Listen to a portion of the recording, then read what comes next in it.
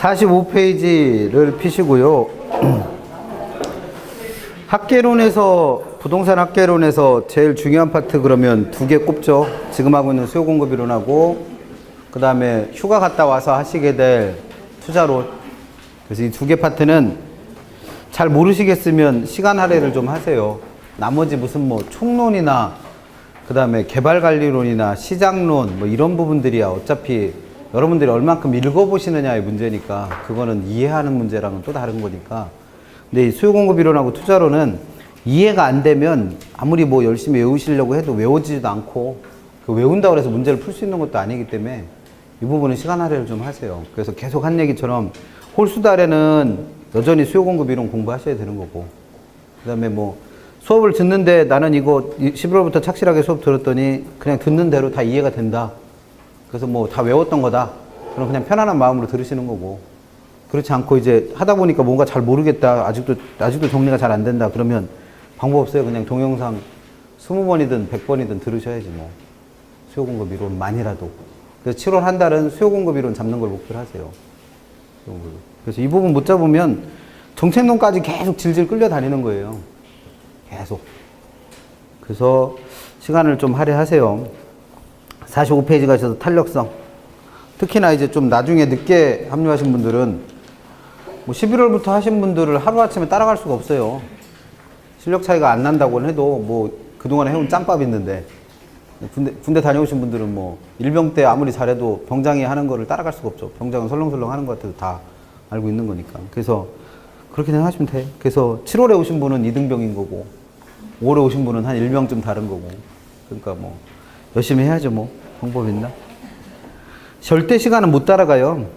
절대 시간은. 물론 이걸 뭐 좀 옛날에 공부를 해보셨던 분이거나 아니면 좀 이렇게 센스가 있으신 분들은 빨리 이해를 하시는 것 뿐이지, 공부 안 한다고 해서 그 문제 맞추진 않아요. 그래서 시간이 어느 정도는 필요해요. 그래서 그 시간을 확보하시는 거죠, 뭐. 45페이지 가시면 탄력성 보시면, 탄력성의 일반적 개념이라고 돼 있는 것들은, 야야야야야. 탄력성의 일반적인 개념이라고 돼 있는 세 가지는 어떤 탄력성을 배우시든 내용이 똑같죠.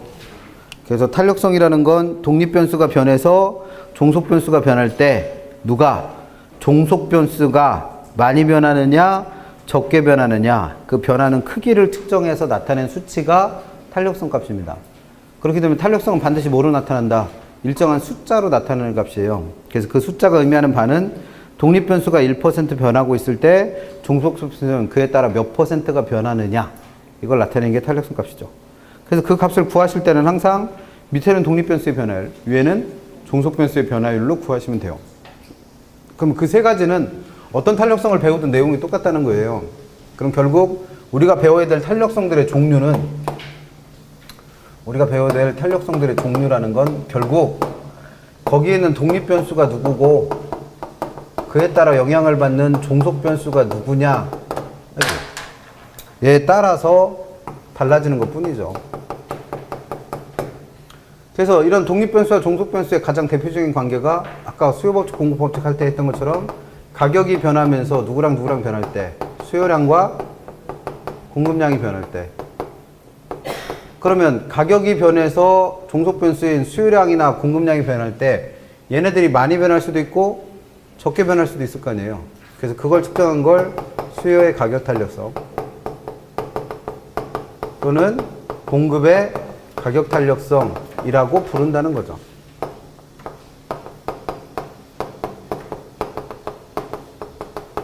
근데 이렇게 수요량, 공급량을 변화시키는 애에는 가격만 있는 게 아니라 누구도 있다. 가격 이외의 것도 있다는 거예요. 그래서 그 가격 이외의 것으로 대표적인 게 소득을 배우는 거죠. 근데 소득이라는 건 어차피 누구한테만 영향을 주니까 수요한테만 영향을 준다고 그랬으니까 소득이 변할 때 이 수요량이 많이 변하느냐 적게 변하느냐를 측정한다면 이걸 수요의 소득 탄력성이라고 불렀죠. 그 다음에 또 배웠던 독립변수와 종속변수의 관계는 아까 외우시라고 했던 대체제 보완제라고 하는 관련제. 그럼 이 대체제 보완제를 X제라고 해본다면 그 X제, 대체제 보완제의 가격이 변해서 또 다른 Y라는 저하에 뭐가 변하고 있는 거니까? 수요량 또는 공급량이 변하고 있는 거니까 X제 가격 변할 때 이 Y제 수요량이 많이 변하냐 적게 변하냐를 측정한다면 이걸 수요의 교차 탄력성이라 부르는 거고, 안 배운 거긴 하지만 교과서에 없는 내용이긴 하지만 X제 가격 변할 때 Y제 공급량도 변하잖아요. 그럼 이 공급량이 많이 변하냐 적게 변하냐를 측정한다면 이걸 이름 붙이기, 얘를 뭐라고 붙일 수 있다? 공급의 교차 탄력성이라고 이름 붙일 수 있다는 거죠. 그래서 탄력성의 종류는 이 네 가지밖에 없더라? 그건 아니에요. 다만 우리가 배우는 게 이 네 가지일 뿐인 거죠. 그리고 또 탄력성의 하나의 종류로 배우는 게 가격이 변하는 정도를 나타내기도 한다는 거예요. 근데 이 가격이 변하려면 누가 변해야 된다? 아까 수요법칙, 공급법칙 하면서 설명한 것처럼 누가 변할 때? 수요량 또는 공급량이 변할 때 가격이 변하니까 이 가격이 많이 변할 수도 있고 적게 변할 수도 있고 이걸 나타내는 개념을 얘네들과 구별하기 위해서 뭐라 부른다? 가격 변화를 나타내는 데서 가격 신축성이라고 표현한다는 거예요. 그래서 우리가 배우는 탄력성의 종류는 요 5가지만 배우는 겁니다. 근데 종류는 그거보다 훨씬 많은데 시험에 내는 건 요 5가지를 묻는 거죠. 그래서 각 탄력성들마다 공부하셔야 될 것들이 정해져 있다고 그랬어요. 그리고 제일 먼저 수요의 가격 탄력성에서는 공부하셨던 게 네 가지. 첫 번째, 개념과 관련해서 뭐 하는 문제 낸다? 계산하라는 문제 낸다고 그랬죠. 두 번째는 그 계산된 값을 보고 또는 그래프의 모양을 보고 수요량이 많이 변하는 거냐 적게 변하는 거냐 그 탄력성의 크기를 판단할 수 있는가를 물어본다고 그랬죠. 그래서 얘가 가장 수요의 가격 탄력성의 기본적 내용이고, 그 다음에 수요의 가격 탄력성이 누구랑 관련이 있으니까 총수익과, 기업이 벌어들인 총수익과 일정한 관련을 갖고 있으니까 이 총수익과의 관계를 가지고도 시험 문제 물어본다고 그랬고, 얘는 이해되면 좋고 안 되면 외워서라도 가지고 가시면 되는 부분이고, 그 다음에 마지막으로 했던 게 수요의 가격 탄력성의 크기를 결정했던 결정 요인 배운 거죠. 그래서 수요의 가격 탄력성에서는 이 네 가지 배우시면 돼요. 이 네 가지 공부하셨던 거고. 근데 기본적으로 수요와 공급은 그 내용이 거의 다 어떠니까 똑같으니까 공급의 가격 탄력성도 수요랑 기본적으로 다 비슷하다는 거예요. 그래서 개념과 관련해서 계산 문제 물어볼 수도 있고 그 계산된 값을 보고 그래프의 모양을 보고 탄력성 크기 판단하는 것도 똑같고, 다만 공급에서는 총수익과 아무런 관련이 없다 보니까 공급에서는 이 얘기를 한다 안 한다? 안 한다는 거예요. 공급에서는. 그래서 공급의 가격 탄력성에서는 총수익 얘기를 아예 안 하는 거고, 그 다음에 수요에서는 수요의 가격 탄력성 크기를 결정하는 요인을 다 누구랑 연결해서 대체제 수와 연결해서 정리를 했었지만 공급에서는 그것만큼 단순하진 않다는 거죠. 그래서 공급의 가격 탄력성에서는 따로 누구만 하나 정리하시자. 공급의 가격 탄력성의 크기를 결정하는 결정 요인, 탄력성의 크기를 결정하는 결정 요인. 그래서 몇 가지 정리해드린 거, 7가지 정리해드린 거, 그 7가지를 이해하시면 더 좋고 안 되면 어떻게 해서라도 외워서라도 문제 푸시라고 했어요. 그래서 이게 공급의 가격 탄력성에서 우리가 1년 동안 공부했던 거. 그 다음에 나머지 탄력성에서는 수요의 소득 탄력성에서는 어차피 독립 변수가 누구고 종속 변수가 누군지는 알고 있으니까 개념 찾으시면 되고, 시험 문제 내는 건 누구다? 이 소득 탄력성 값을 누구랑 비교해서? 0과 비교해서 0보다 클 때, 0보다 작을 때, 0일 때 이 재화가 어떤 재화냐? 그거 물어보는 거밖에 시험 문제 내는 게 없다고 그랬고, 그 다음에 또 수요의 교차 탄력성에서는 일단 얘는 개념 자체를 누구랑 좀 혼동할 수 있으니까 수요의 가격 탄력성과 혼동할 수 있으니까 개념과 관련해서 누구랑 구별하셔라. 수요의 가격 탄력성과 구별할 줄 아셔야 된다고 그랬고, 그 다음에 얘도 마찬가지로 시험 문제 내는 건 이 교차 탄력성 값을 구해보면 얘도 0과 비교해서 0보다 클 때, 0보다 작을 때, 0일 때 얘네들이 어떤 의미를 갖고 있는가, 그거 공부했으면 됐습니다. 그래서 개념에서는 수요의 가격 탄력성과 구별할 줄 아셔야 되고 재화의 종류 판단하시면 되죠. 그 다음에 마지막에 배웠던 가격 신축성은 어차피 시험 문제 내는 형태가 정해져 있다고 그랬잖아요. 얘는 누구의 변화를 나타내는 거기 때문에, 가격의 변화를 나타내는 거기 때문에, 그래서 그 문제 나오는 형태에 따라서 가격 변화가 어떻게 되는지 확인만 할 줄 아시면 되죠. 그래서 빈칸으로 되어 있는 요 내용들을 채워 넣으실 수 있으면 탄력성 그만 공부하시는 거죠, 뭐. 그래서 탄력성 내용이 좀 어렵다, 감이 잘 안 잡힌다라고 하면 지금 얘기한 각 탄력성들마다 시험에 낼 것들은 어차피 정해져 있어요. 그래서 수요 공급 이론이 실제 시험에 나왔을 때 잘 안 틀려요. 왜? 맨날 똑같은 것만 계속 반복해 봤으니까. 그래서 그 반복해야 될 내용이 뭔지 정확하게 아시면 돼요. 그래서 책에 45페이지 가시면 제일 먼저 수요의 가이탈성의 개념은 어차피 독립변수가 누구고 종속변수가 누군지를 알고 있으니까 수요의 가이탈성이란 누가 변해서 가격이 변해서 누가 변할 때 수요량이 변할 때 요 수요량이 많이 변하는지 적게 변하는지를 나타내는 탄력성입니다. 그래서 이 값이 의미하는 바, 수요의 가이탈성이 의미하는 바는 가격 얼마큼 변할 때 1% 변할 때 수요량은 과연 몇 %가 변하는가 요걸 나타낸 값이 수요의 가이탈성이었습니다. 그래서 이 값을 구하려면 수요의 가이탈성을 구하려면 가격과 수요량은 무슨 관계를 갖고 있기 때문에 반대 방향으로 움직인다는 반비례 관계 때문에 앞에다 일단 뭘 하나 붙이고 마이너스를 하나 붙이고 밑에는 누구 집어넣고 가격의 변화율 퍼센트로 표시되는 값 분의 위에는 수요량의 변화율로 계산하시면 되죠. 그러면 개념과 관련해서 계산 문제 내는 것 중에 제일 쉬운 문제는 뭐겠어요? 가격 변화율 주고 수요량 변화율 주고 수요의 가이탈성이 얼마인지 계산하세요. 이 문제가 나올 수 있는 문제 중에 제일 쉬운 문제입니다. 그냥 나누기만 한번 해보시면 되니까. 근데 문제를 그렇게 안 내고 어떻게 낼 수 있다는 거예요? 이 변화율을 직접 어떻게 하셔라? 구하셔라 라고 낼 수도 있다는 거예요. 그래서 변화율을 구하는 두 가지 방법은 알고 계시랬습니다.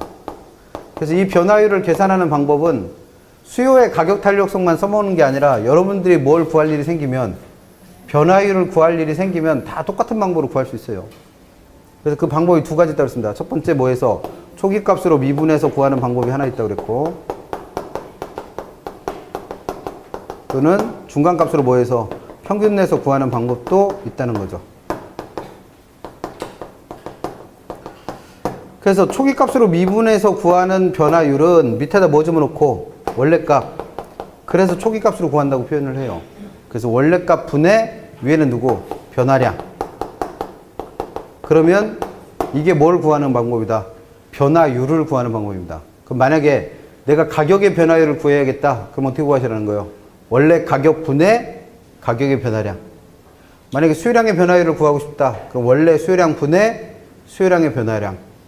만약에 내가 개론 점수가 처음에 모의고사에서는 40점 맞았는데 그 다음 모의고사에서는 100점을 받았다.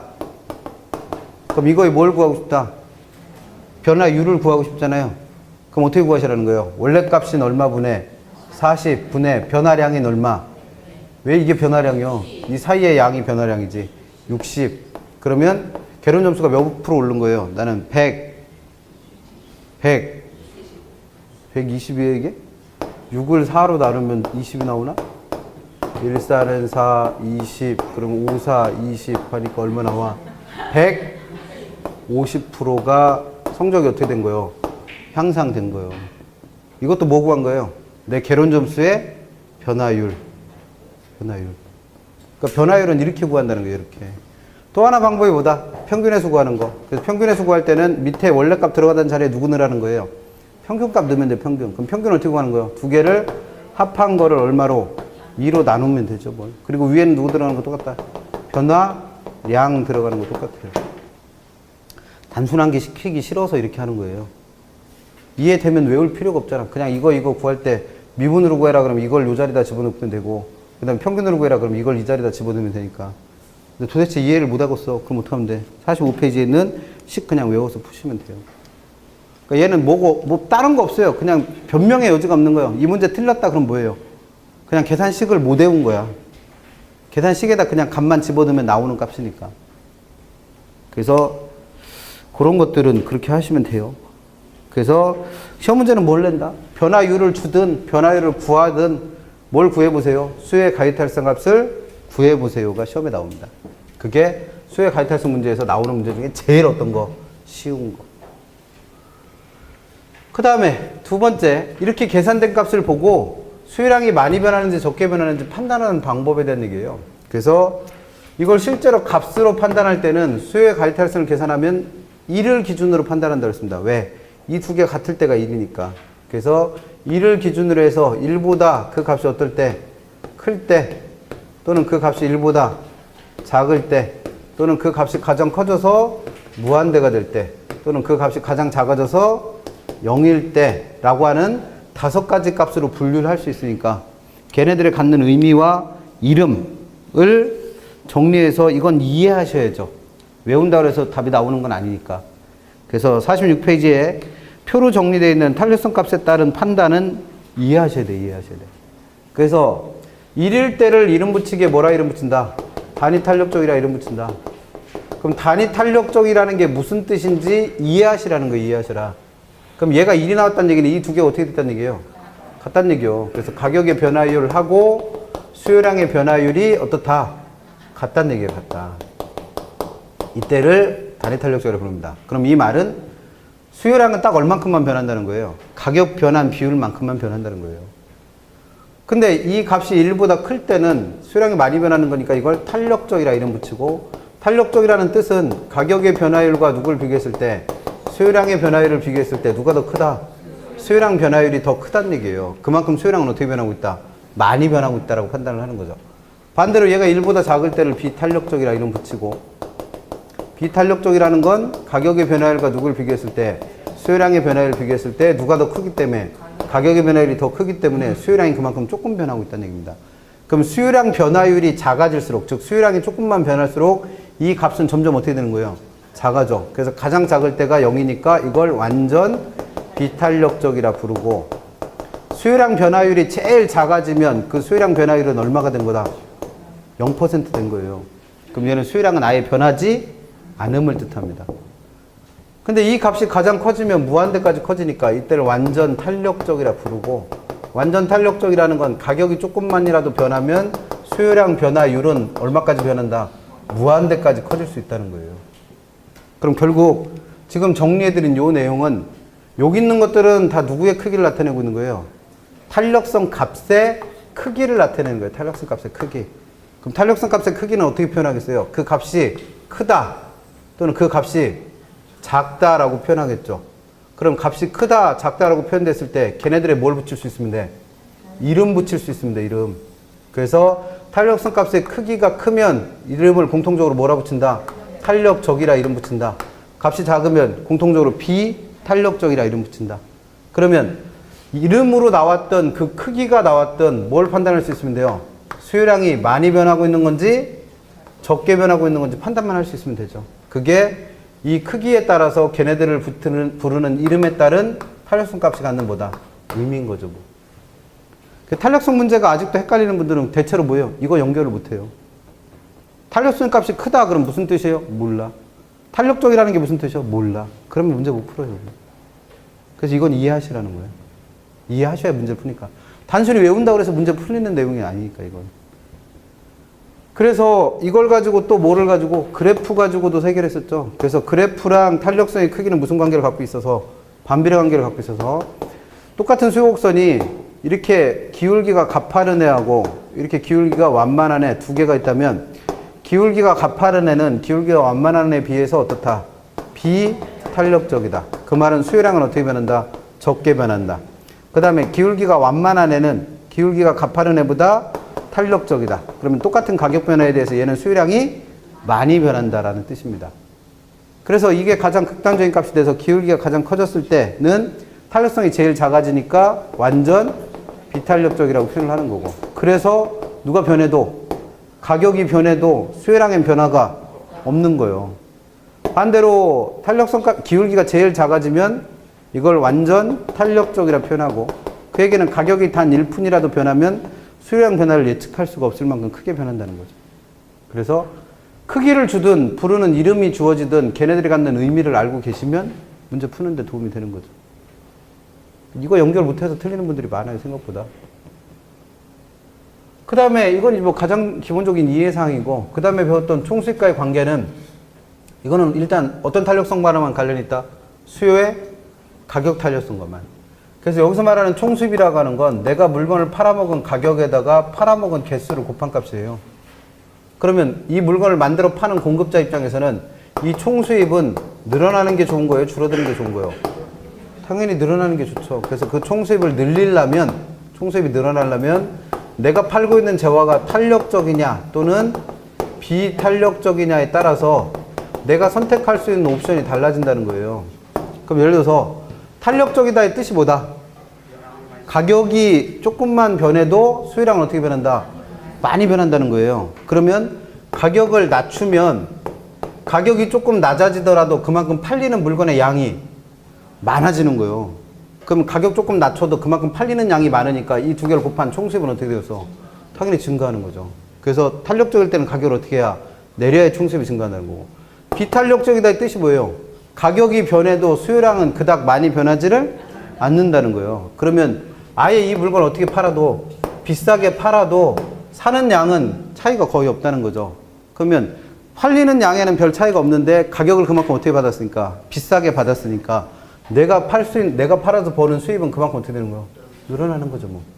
그러니까 이해하면 뭐 신경 안 써도 되는 거고, 이해가 안 되면 어떻게 해서 외워서 문제 풀어야죠, 뭐. 그래서 항상 공부하는 건 똑같아요. 이해되면 외울 필요 없고, 안 외워지면 외워야 되고, 둘 다 안 하면 틀릴 수밖에 없고. 공부하시는 건 항상 똑같죠, 뭐. 나머지 좀 특이한 거 정리해드렸었어요. 그래서 단위 탄력적일 때, 즉 수요의 가격 탄력성이 얼마일 때? 1일 때는 가격을 올렸을 때 내가 벌어들일 총수입의 크기나 가격을 어떻게 했을 때? 내렸을 때 내가 벌어들이는 총수입의 크기나 그 크기의 변화가 없다. 그러니까 얘는 결국 가격을 올리나 내리나 내가 얻을 수 있는 총수입에는 변화가 없다. 이거 기억하시면 되고. 그 다음에 또 특이한 거 하나 정리해드렸던 게 완전 비탄력적일 때. 그래서 수요의 가격 탄력성이 얼마일 때? 0. 그럼 얘는 가격이 변해도 누구에는 변화가 없다. 수요량에는 변화가 없다는 거예요. 그렇기 때문에 가격을 올리면 가격은 올랐더라도 수요량의 변화가 전혀 없기 때문에 그 가격 오른 거에 비례해서 내가 얻을 수 있는 총수입은 반드시 어떻게 되고 증가하고, 가격을 어떻게 하면 내리면 가격 내려간 거에 비례해서 총수입도 반드시 어떻게 된다? 감소한다. 문제 내기 딱 좋잖아요, 이건. 그리고 틀리는 분도 많고, 생각보다. 그래서 우리 문제집에는 이것만 한 5개 들어가 있는 것 같은데, 총수입 관계만. 그래서 안 되면 외우시면 돼요, 이거는. 그 다음에 이제 네 번째 마지막으로 배웠던 건 수요의 가격 탄력성 크기를 결정하는 요인. 그럼 얘는 시험 문제 내는 방법이 정해져 있다고 그랬죠? 그래서 이러이러한 요인이 나타날 때 수요의 가격 탄력성이 탄력적이 된다 또는 비탄력적이 된다, 이런 식의 표현을 주고 얘가 맞냐 틀리냐 물어본다고 그랬어요. 시험 문제는 이런 형태로 나온다고 그랬습니다. 이런 요인이 발생했을 때 수요의 가격 탄력성이 탄력적이 되냐 비탄력적이 되냐 판단하라고. 그러면 여기 나와 있는 탄력적 또는 비탄력적으로 만들게 될 원인을 무조건 누구랑 연결하신다? 대체의 수랑 연결하랬어요. 대체의 수. 그래서 여기 나와 있는 내용이 대체의 수를 많아지게 만들면 그만큼 수요는 어떻다? 탄력적이다 라고 답을 하시면 되고, 여기 나와 있는 요 얘기가 대체의 수를 어떻게 하게 하면 줄어들게 만들면 그만큼 비탄력적이 된다 라고 지난주에도 설명드렸어요. 이거는 뭐 할 때?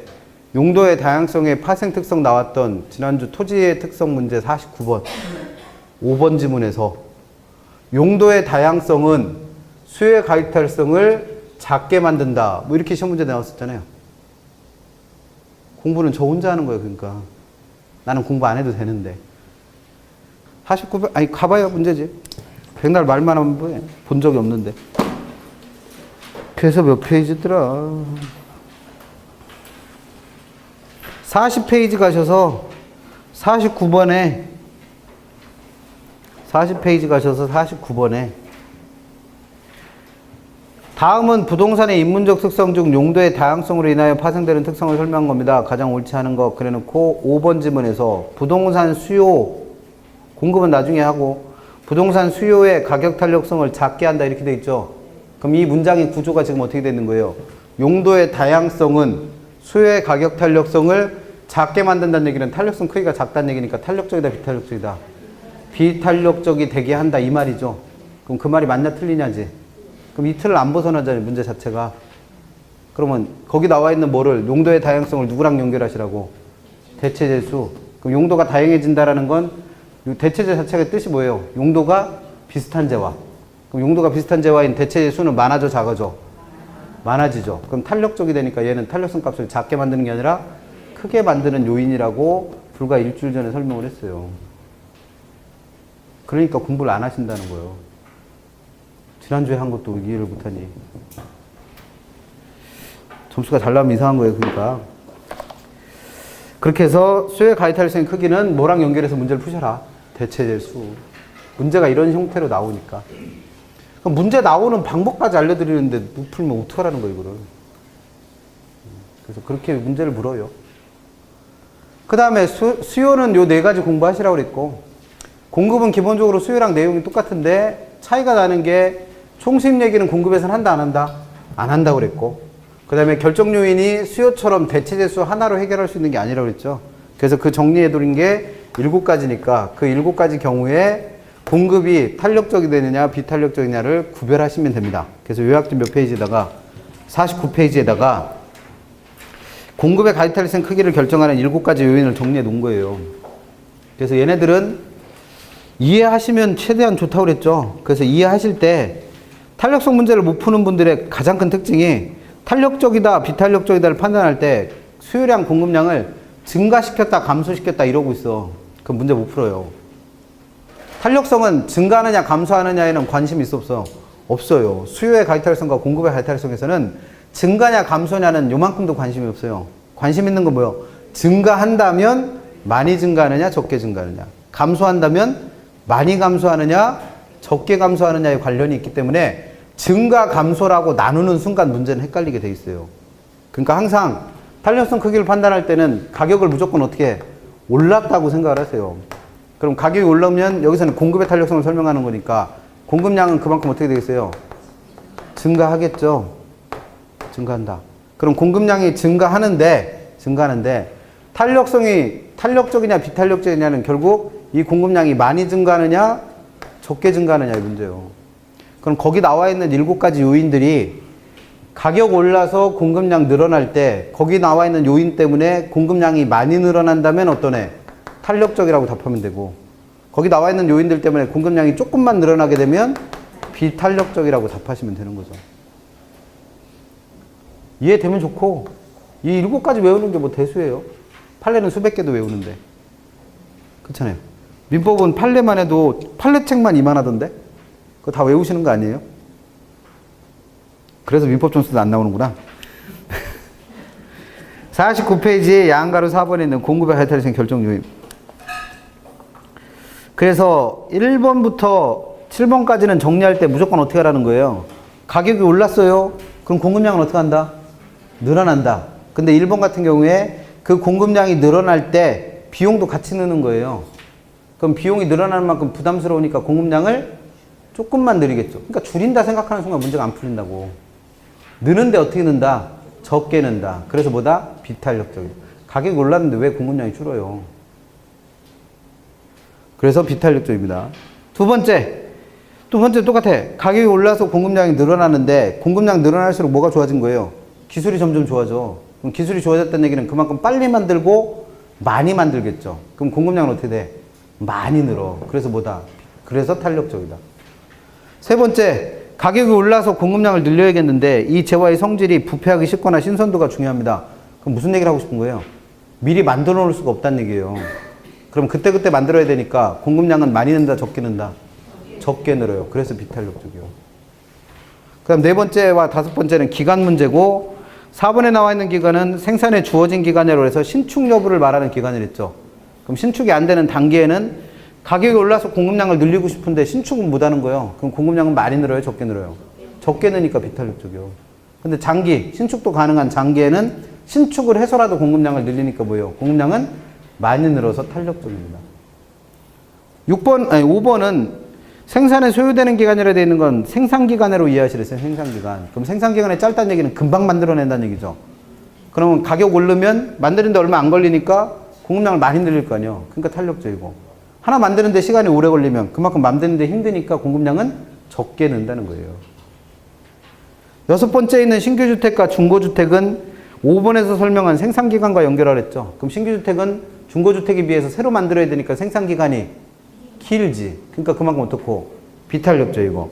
중고주택은 수리만 해서 공급하면 되니까 생산기간이 그만큼 짧게 걸리죠. 그러니까 어떻다? 탄력적인 거예요. 7번째 똑같아요. 가격이 올라서 공급량을 늘려야겠는데 정부에서 뭐 하는 거예요? 못 늘리게 규제하는 거예요. 규제. 그럼 공급량은 늘리긴 늘리는데 어떻게 늘어? 조금밖에 못 느는 거죠. 그러니까 어떻게 된다? 비탄력적입니다. 이걸 감소한다라고 착각하는 순간 문제는 물 건너가는 거예요. 그냥. 가격이 올랐는데 왜 공급량이 감소해? 증가하는데 어떻게 증가한다? 많이 증가하느냐? 적게 증가해요. 이해되면 좋고, 그래서 1년 내내 이해해 보려고 노력했으면 안 된다. 그러면 어떻게 하면 그까이 거 7개 외우면 되지 뭐. 그러니까 이해를 못하면 점점 외울 게 많아지는 거예요. 그래서 학개론이 좋은 점이 뭐예요? 이해만 정확하게 하고 있으면 잊어버릴 필요가 없어요. 이해하고 있는 거니까. 근데 민법의 가장 큰 단점은 뭐예요? 하루라도 안 보면 뭐예요? 그 순간부터 머릿속에 빠져나가지. 그럼 한 일주일 정도 민법 책 안 봤어요. 그러면 내용 다 까먹어. 한 달 지나면 11월하고 상태가 똑같아져요. 그래서 민법은 매일같이 공부하셔야 돼. 근데 개론은 한 번 해놓으면 한 달 정도는 공부 안 했다가 다시 보더라도 다 생각이 나요. 그래서 개론은 뒤통수 맞을 일이 없어요. 그렇게 좋은 과목인데 왜 그러시는 거예요? 수요의 소득 탄력성은 공부할 거 2가지를 했어요. 개념 파악하시고 문제 종류. 개념은 독립변수가 누구고 종속변수가 누군지 아니까 수요의 소득 탄력성이란 누가 변해서 소득이 변해서 수요량이 많이 변하느냐 적게 변화를 나타내는 탄력성이에요. 얘가 나타내는 값은 뭐다? 소득 1% 변할 때 수요량은 과연 몇 %가 변하겠는가? 그래서 이 값을 구하고 싶으면 똑같죠 뭐. 수요의 소득 탄력성을 이 m으로 표시하니까 수요의 소득 탄력성은 독립변수가 누구니까? 소득. 그래서 소득의 변화율 퍼센트로 표시하니까 분의 수요량의 변화율 이렇게 구하면 됩니다. 근데 문제는 아까 수요의 증가율, 공급의 증가율 설명드릴 때 소득이 늘어나면 수요량도 어떻게 한다? 증가한다. 근데 모든 재화가 다 그런 게 아니라 무슨 재화일 때만? 정상재일 때만 그렇댔잖아요.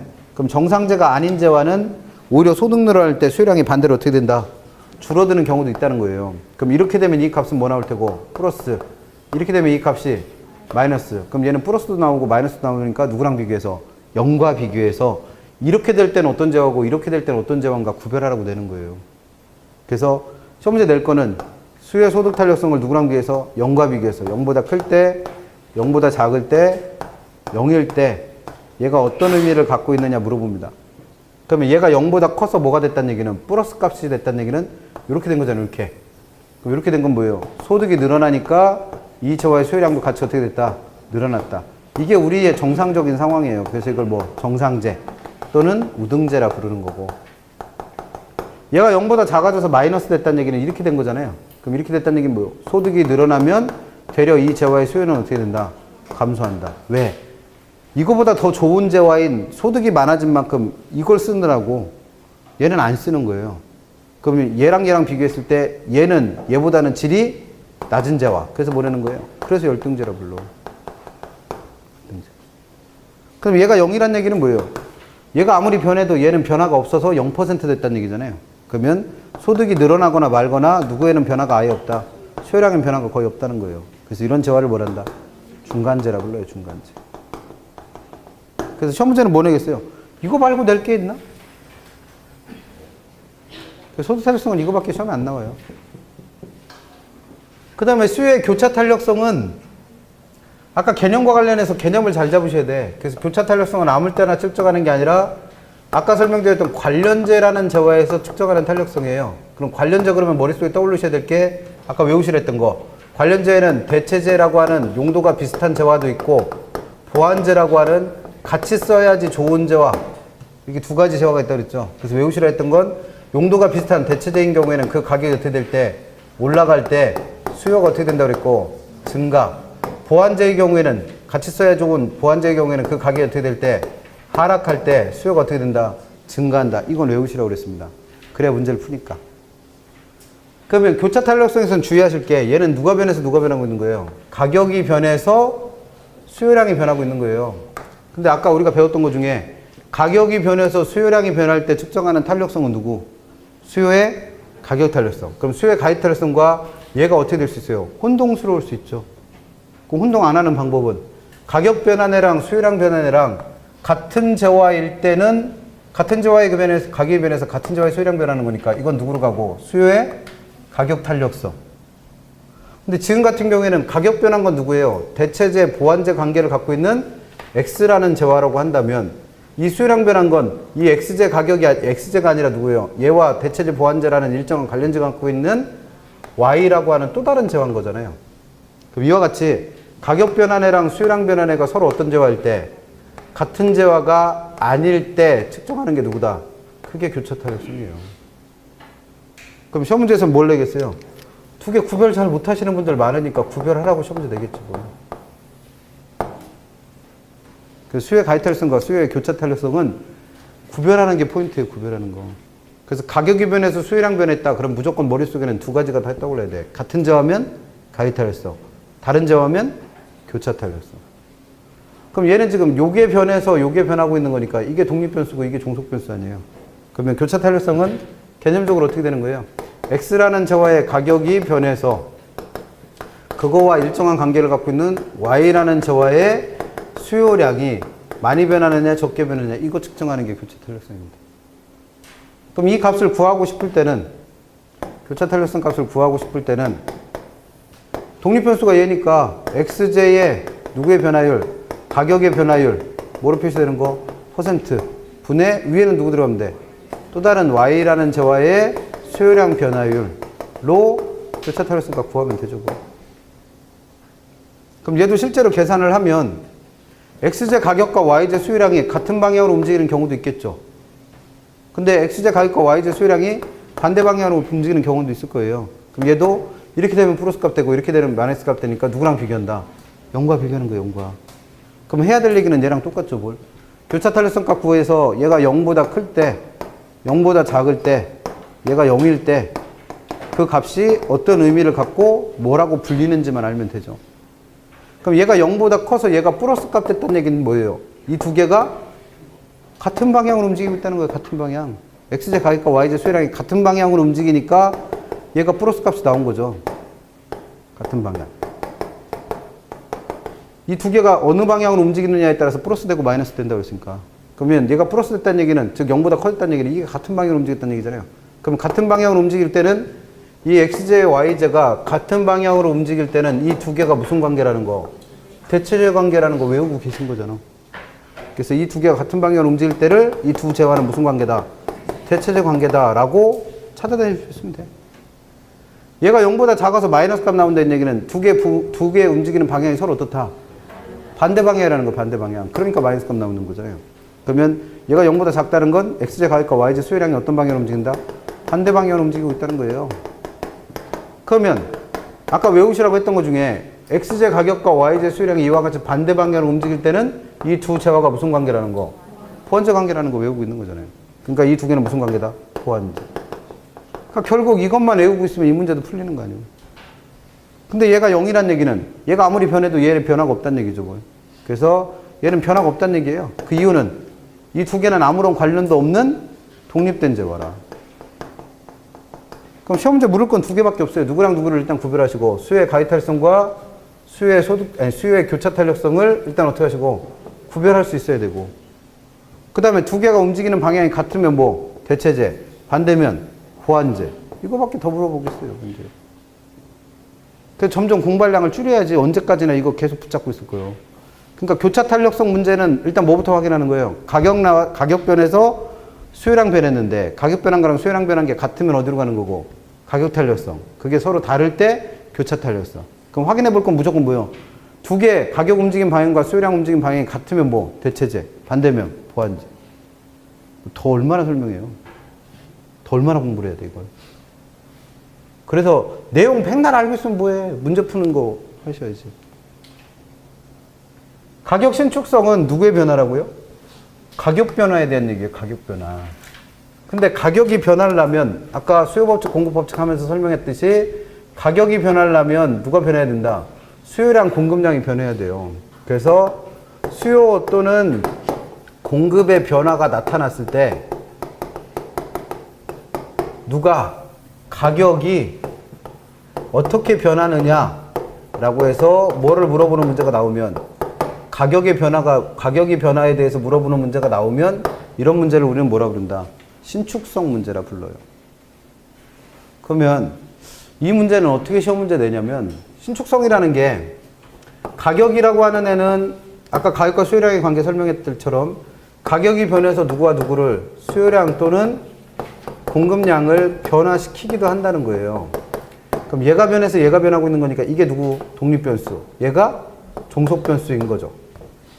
그러면 가격 변할 때 이 종속변수인 수요량 공급량이 많이 변하냐 적게 변하냐가 아까 처음에 설명드린 누구예요? 수요의 가격 탄력성 또는 공급의 가격 탄력성인 거죠. 탄력성. 그래서 이 값을 구하고 싶으면 어떻게 하겠어요? 독립변수인 누구의 변화율 분해? 가격의 변화율 분해 종속변수인 누구? 수요량 또는 공급량의 변화율로 구하라고 했던 거죠. 그럼 이게 탄력성이라고 해서 배웠던 것들에 대한 개념이에요. 근데 아까 가격과 수요량, 가격과 공급량의 관계를 정리할 때는 수요량, 공급량이 변하면서 누가 변할 수도 있다? 가격이 변할 수도 있다고 그랬어요. 그러면 이렇게 수요량, 공급량 때문에 이 가격이 변할 때 이 가격이 많이 변할 수도 있고 적게 변할 수도 있겠죠. 그러면 얘가 뭐가 되는 거고 독립변수, 얘가 뭐가 되는 거예요? 종속변수. 그럼 이 종속변수인 가격이 많이 변하느냐 적게 변하느냐를 측정할 필요도 있다는 거죠.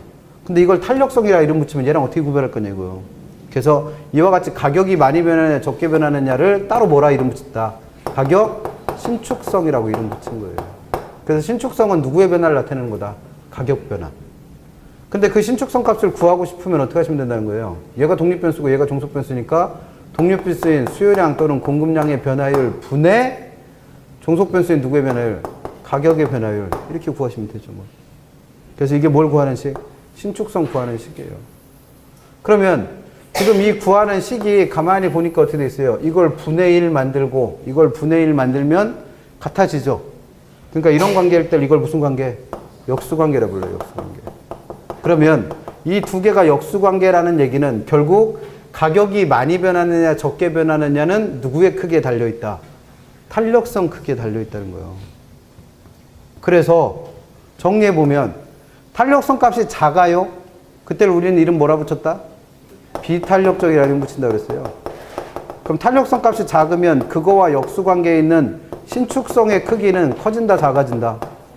커지겠죠. 역수니까. 그럼 신축성이 크다라는 건 신축성은 누구의 변화를 나타내는 거랬으니까?